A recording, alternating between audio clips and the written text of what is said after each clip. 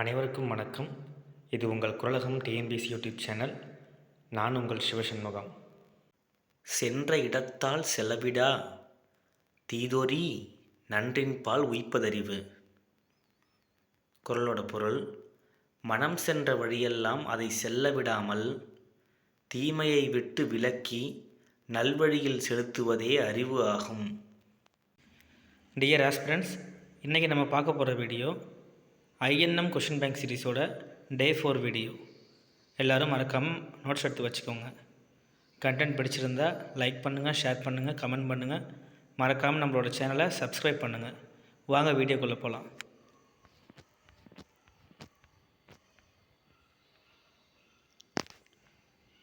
ஆங்கிலேயர்கள் இந்தியாவில் கட்டிய முதல் கோட்டை எது? செயின்ட் ஜார்ஜ் கோட்டை, சென்னை.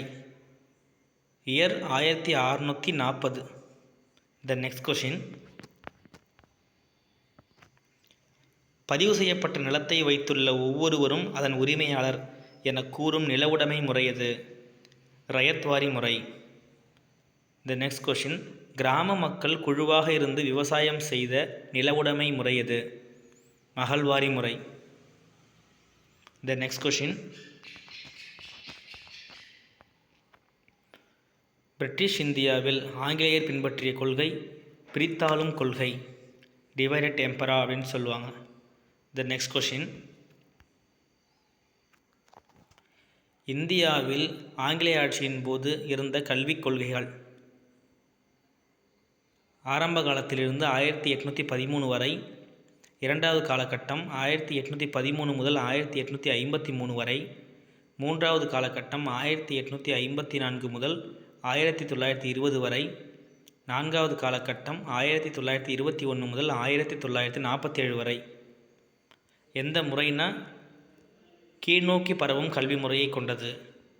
த நெக்ஸ்ட் கொஷின்.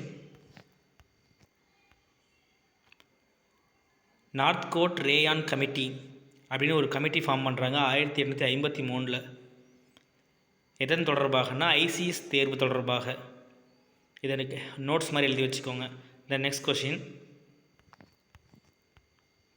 சதிமுறையை ஒழித்தவர் யார்? William Bentinck, 1829. இயர்.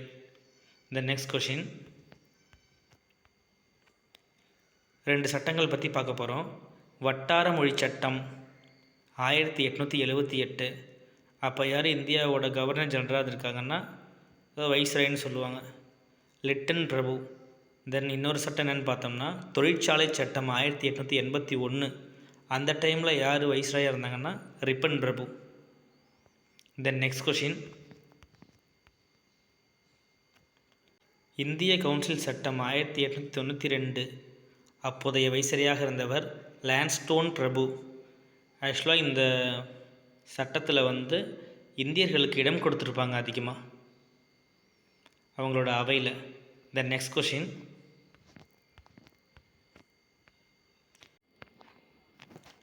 பத்திரிகை சுதந்திர போராட்டத்திற்காக உச்சநீதிமன்றத்தில் மனு தாக்கல் செய்தவர் யார்? ராஜாராம் மோகன் ராய்.